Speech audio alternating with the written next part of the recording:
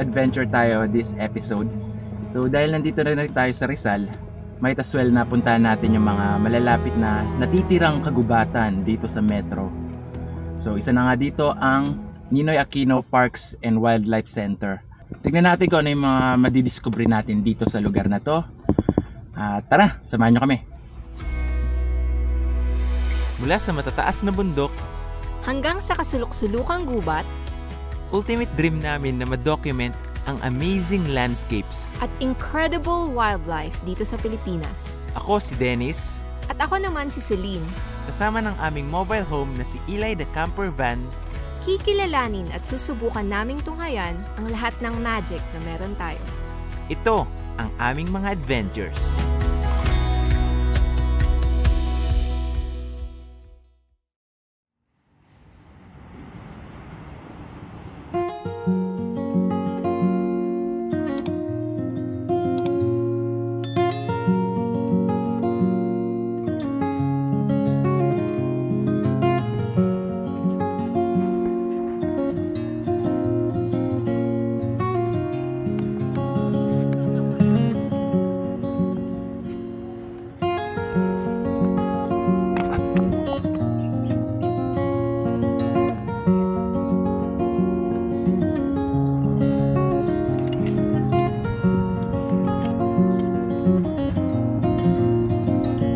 Kami sa may lake ng park at ito may nakita kami isang heron, juvenile heron.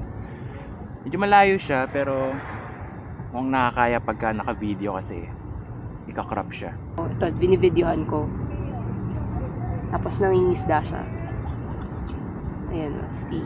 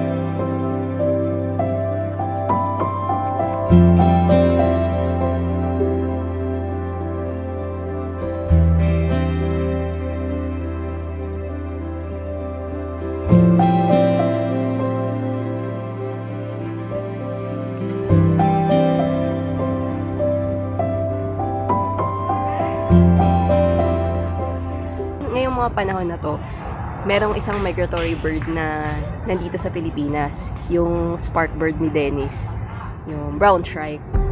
Tapos dito, yan nakita natin, meron siyang dalang pagkain. Bibidyohan natin.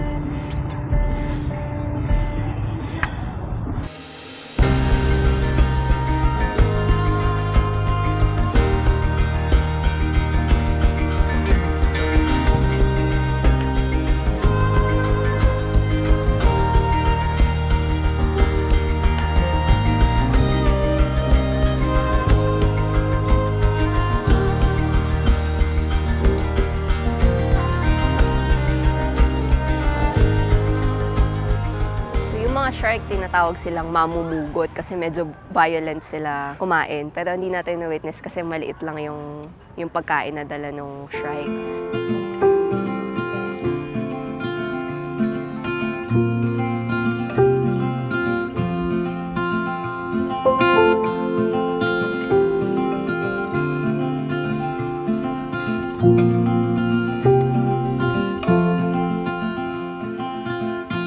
Rainy days don't seem so wet.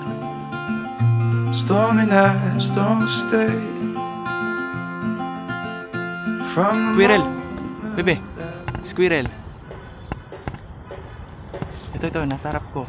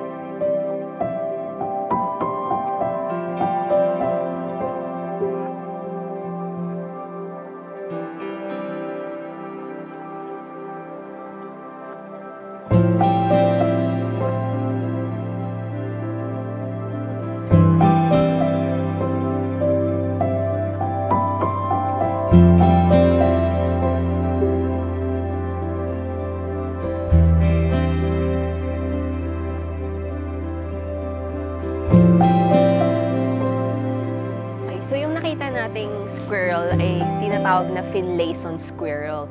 So, hindi siya native dito sa Philippines. Introduced species siya from the illegal wildlife trade. So, meron tayong mga native squirrels, pero sa Mindanao at Palawan lang sila matatagpuan. Dito sa Luzon, walang native squirrels. So, itong mga squirrels na nakita natin, itong Finlayson squirrel, kinukonsider na siya na invasive species. Kasi nga, hindi naman siya native dito sa Pilipinas. Bukod dito sa Ninoy Aquino Parks and Wildlife Center, meron ding mga sightings sa iba't ibang parts ng Metro Manila, katulad sa Ayala Parks, sa Makati, meron ding mga population ng Finlayson squirrel. Kasi even sa Batangas, meron ding mga sightings.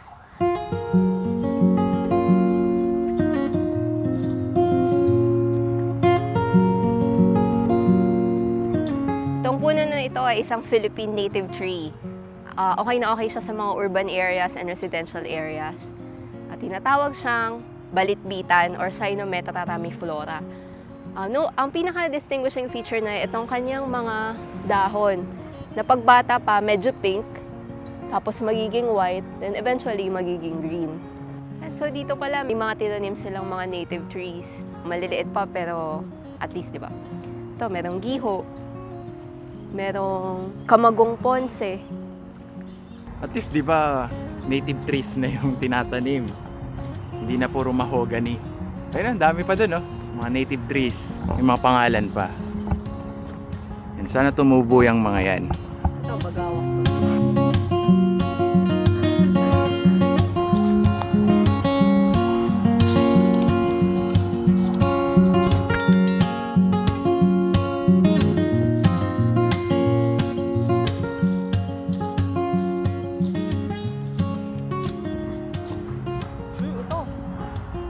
Ano yan? Ito yung native natin na alibangbang, na Bauhinia species. Yung dahon nito maasim. So kaya mo nalaman kasi tinikman mo. Usually malalaman din siya pag puti yung bulaklak nito. Merong Bauhinia na hindi native. Color purple yung bulaklak niya. Pero ito, dahil wala siyang bulaklak, tinikman ko na lang yung dahon para malaman. Saka meron ding nakalagay. Alibangbang. Yung alibangbang is heart. So, yung shape niya ay parang puso. Oh.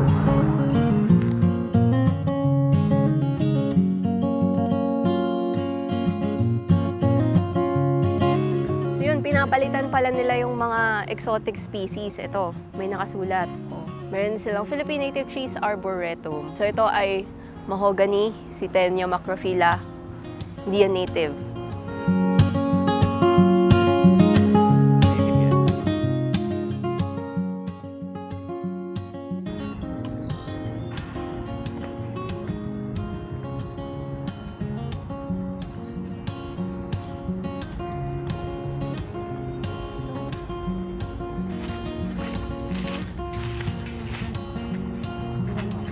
Oh, sige.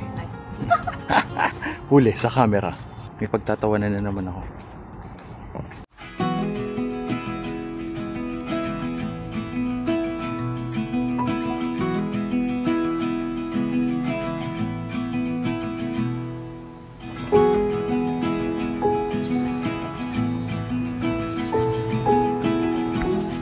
So kanina yung nakita natin dun, yung juvenile na striated heron.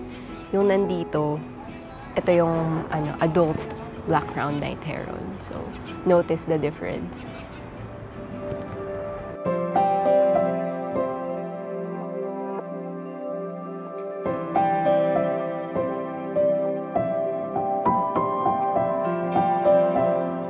So, dito sa part na to ng Ninoy Aquino Parks and Wildlife Center, yung Wildlife Center. So, merong mga rescued birds na nandito. So, silipin natin.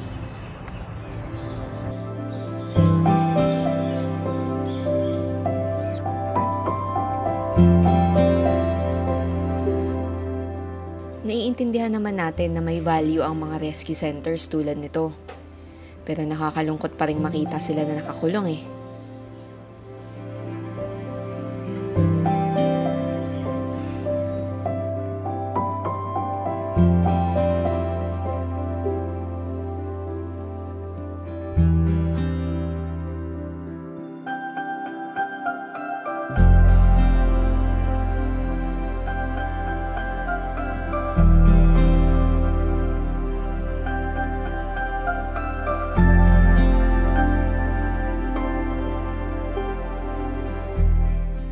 Kaya naman, magtulungan tayo para dumating ang panahon na hindi na natin kailangan pang mag-rescue. Dahil wala ng wildlife ang naaabuso at nasasaktan. Balang araw, mabubuhay rin tayong mga tao ng kasama at kaakibat ng iba't ibang nilalang at buhay ilang.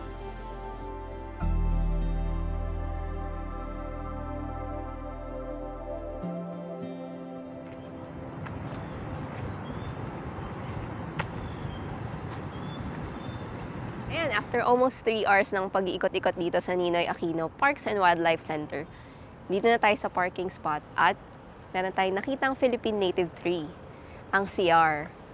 Ito, maganda yung bulaklak niya, very showy na color yellow, kitang-kita.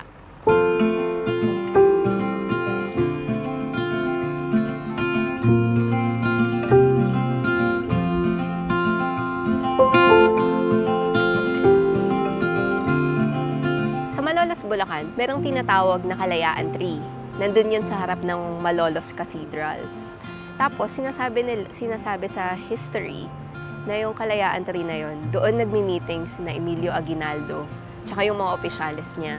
100 mahigit na yung tanda ng Kalayaan Tree na yun. At yung Kalayaan Tree na yun ay isang CR.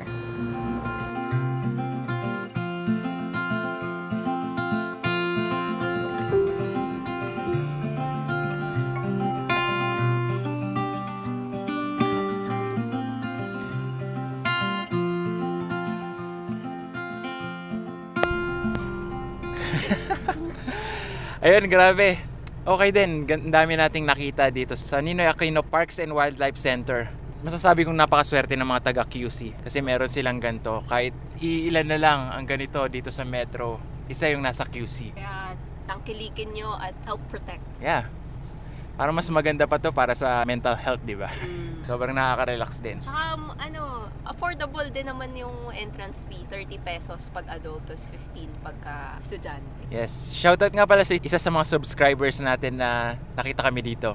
Ayun. Sana nag-enjoy din kayo dito. Magla-lunch na tayo. Merong malapit na vegan restaurant dito. Yun, punta tayo doon. Let's go!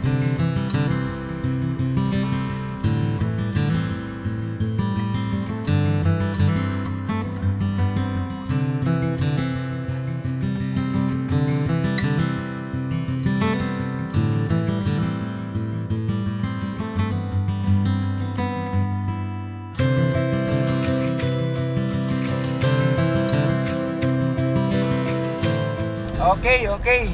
Maraming salamat sa pagsama sa adventure natin ngayon. Maikling adventure lang dito sa QC. Pauwi na tayo sa ating home base dito sa Rizal. Maraming salamat ulit and see you in our next episode. Bye!